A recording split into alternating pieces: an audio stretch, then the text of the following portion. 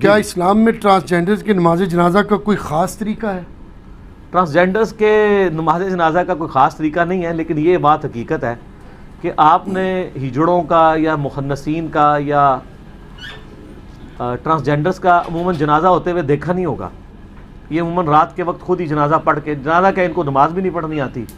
یہ تو اللہ بھلا کرے تبلیغی جماعت کا، جنہوں نے پہلی دفعہ ان کو بھی کوئی انسانیت میں سمجھتے ہوئے ان کی جماعتیں نکالنی شروع کی ہیں، ان میں دعوت و تبلیغ کا کام شروع کیا ہے۔ ہجڑوں کی جماعتیں باقاعدہ نکلتی ہیں تبلیغی جماعت کی جناب، بالکل انہوں نے اس پورشن کو ان اٹینڈڈ نہیں چھوڑا، جی ہاں، اور بڑے بڑے نیک ہجڑے ہیں جو اپنے سارے کام چھوڑ کے ان کاموں میں آ چکے ہیں۔ جنازے کا اس لیے ہوتا ہے کہ جنازہ عموماً ان کا پبلکلی پڑھا نہیں جاتا، رات کے اندھیرے میں یہ خود ہی پڑھ کے دفنا دیتے ہیں۔ اس وجہ سے عام لوگوں میں ان کے اناؤنسمنٹ بھی نہیں ہوتی ہے، پوری ایک کمیونٹی میں رہ رہے ہوتے ہیں۔ حتیٰ کہ جن گھروں میں کوئی ہجڑے پیدا بھی ہو جائیں، ہجڑے آ کے لے جاتے ہیں، حالانکہ ماں باپ کو بھی ایسا نہیں کرنا چاہیے۔ یہ بھی معاشرے کا حصہ ہے، آپ ان کو یعنی پالیں۔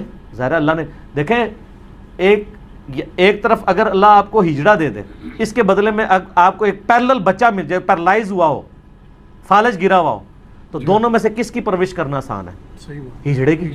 تو اللہ کا شکر ادا کریں، اگر کسی کے گھر ہو جاتا ہے تو کہیں شکر ہے یا اللہ، اس کو آزاد تو نے پورے دیے، ایک چیز ڈسیبل رکھی نا۔ تو یہ معاشرے میں بڑا یہ پسا ہوا طبقہ ہے۔ اور میں آپ کو پرسنلی بتاؤں، میں عموماً فقیروں کو جھڑکی تو نہیں دیتا ہوں، لیکن مال پانی بھی نہیں دیتا، مجھے پتہ زیادہ پروفیشنل ہوتے ہیں۔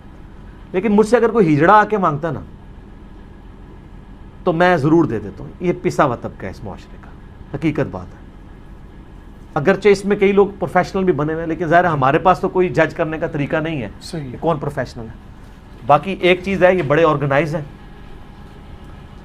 ان کا آپ لوگ تو ایک امیر کے اوپر متفق نہیں ہو رہے، ایک سیاسی جماعت ہے وہ دوسرا پولیٹیکل لیڈر کو نہیں مانتی ہے، ٹھیک ہے، لیکن ہجڑوں کے اندر ہر شہر کے اندر ایک ان کا لیڈر ہوتا ہے، اس کو کیا کہتے ہیں؟ بیبے بھی کہتے ہیں، گورو بھی کہتے ہیں۔ اور یہ پوری دنیا میں ہے، امریکہ میں، یورپ میں، آپ یوٹیوب پہ پورے پروگرام دیکھیں ان کے اوپر، مختلف چینلز نے کیے ہوئے ہیں۔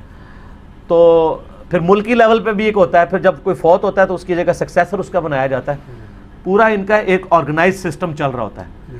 باقی یہ ہے کہ ان میں بھی بریلوی بھی ہیں، دیوبندی بھی ہیں، اہل حدیث بھی ہیں، شیعہ بھی ہیں، فرقے تو ہیں ہی ہیں نا، تو وہ اسی طریقے سے چل رہے ہیں۔ نفرت نہیں کرنی چاہیے، اور میں یہ سمجھتا ہوں کہ صرف ہجڑوں کا مسئلہ نہیں ہے، جو لوگ نارمل مرد ہیں نا، انہوں نے بھی ان کو اعلی کار بنایا ہوا ہے اپنا۔ سب سے بڑے مجرم اس حوالے سے وہ بھی ہیں، گورنمنٹ بھی مجرم ہے کہ ان کے کوئی حقوق دے۔ جس طرح پچھلی دفعہ چیف جسٹس نے نوٹس لیا تو کم از کم ان کو شناختی کارڈ والا ایشو تو ریزالو ہوا، اب یہ نوکری بھی حاصل کر سکتے ہیں، ڈکلیئرڈ بھی ہو سکتے ہیں شناختی کارڈ کے اوپر، ورنہ ان کے لیے بڑی مشکل ہو گئی تھی۔ اور کئی لوگوں کو نوکریاں ملی بھی ہیں، بڑے بڑے پڑھے لکھے ہجڑے بھی موجود ہیں۔ اور نفرت بالکل نہیں کرنی چاہیے، معاشرے کا پسا ہوا طبقہ ہے، بہت زیادہ پسا ہوا طبقہ ہے، ان کے ساتھ حسن سلوک کرنا چاہیے۔ یعنی میں اس ویڈیو کی وساطت سے، چونکہ میرا پیغام پوری دنیا میں لوگوں تک پہنچتا ہے، باقی آپ کسی کے میڈیکل ٹیسٹ کروانے کے پیچھے درپے نہ ہو، وہ اس کا معاملہ ہے، اللہ کا معاملہ ہے۔ کسی کے گھر پیدا ہو جائے وہ ہجڑوں کے حوالے نہ کرے کہ اس کو وہ برائی میں ڈال دیں گے، وہ اسی قسم کی وہ قوم لوط والا عمل شروع کر دیں گے، اس کا وبال بھی آپ کے اوپر ہوگا۔ پالیں، کئی لوگ ہیں جنہوں نے بچے پالے ہیں، لیکن بعد میں یہ ظلم بھی نہ کریں کہ ایسے بچوں کی آپ شادی کرا کے لوگوں کو آزمائش میں ڈال دیں، لوگوں کی بچیاں جو ہیں وہ آزمائش میں ڈال دیں، ایسا بھی نہیں ہونا چاہیے، ورنہ مصیبت کھڑی ہو جاتی ہے۔ اور اگر کوئی اس سے پہلے کر چکا ہے تو فوراً سے پہلے تنسیخ نکاح کروائیں، خلا یا طلاق والا معاملہ کر کے ایسے لوگوں کو علیحدہ کریں۔ یہ ظلم ہے عورت کے ساتھ۔ پھر ایسے لوگوں کی بیویاں پھر وہ ناجائز طریقوں میں انوالو ہو جاتی ہیں، معاشرے کے لیے پھر ایسے لوگ ناسور بن جاتے ہیں۔ لیکن یہ سب کی سب چیزیں ظاہر ہے ہم تو صرف اصلاحی بیان کر سکتے ہیں، حکومت کا کام ہے کہ حکومتی لیول کے اوپر ان ایشوز کو ریزالو کیا جائے۔ جس طرح پچھلی دفعہ یعنی سپریم کورٹ نے ڈیسیژن کر کے کم از کم ان کی آئیڈینٹی والا معاملہ تو شناختی کارڈ والا حل کیا، باقی سارے ان کے حقوق کے حوالے سے بھی گورنمنٹ کو، این جی اوز کو ساتھ ملا کے ان ایشوز کے اوپر کام کرنا چاہیے۔ لیکن یہاں پہ تو جو نارمل مرد و عورت ہیں ان کے حقوق کا بھی مسئلہ ہے، ان بیچاروں کو کس نے پوچھنا ہے؟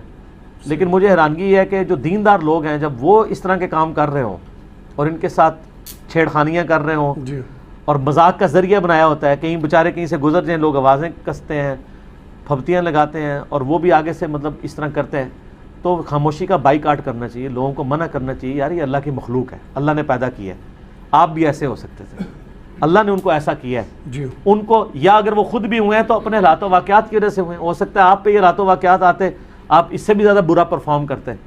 میں تو ہمیشہ ورسٹ کنڈیشن کو دیکھتا ہوں.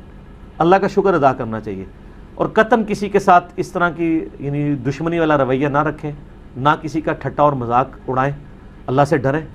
ایک مسلمان کا یہ ایٹیچیوڈ ہونا چاہیے. ٹھیک ہو گیا؟ ختم ہو گئے سوال. جی اللہ تعالیٰ سے دعا ہے جو حق بات میں نے کہی اللہ تعالیٰ ہمارے دلوں میں راسخ فرمائے. اگر جذبات میں میرے منہ سے کوئی غلط بات نکل گئی اللہ تعالیٰ ہمارے دلوں سے محو کر دے. ہمیں کتاب و سنت کی تعلیمات پر عمل کر کے دوسرے بھائیوں تک پہنچانے کی توفیق عطا فرمائے. آمین. سبحانک اللہم و بحمدک اشہد ان لا الہ الا انت استغفرک و اتوب الیک وما علینا الا البلاغ المبین. جزاکم اللہ خیرا جزاکم اللہ وأحسن خیرا الجزاء. واحسن الجزاء.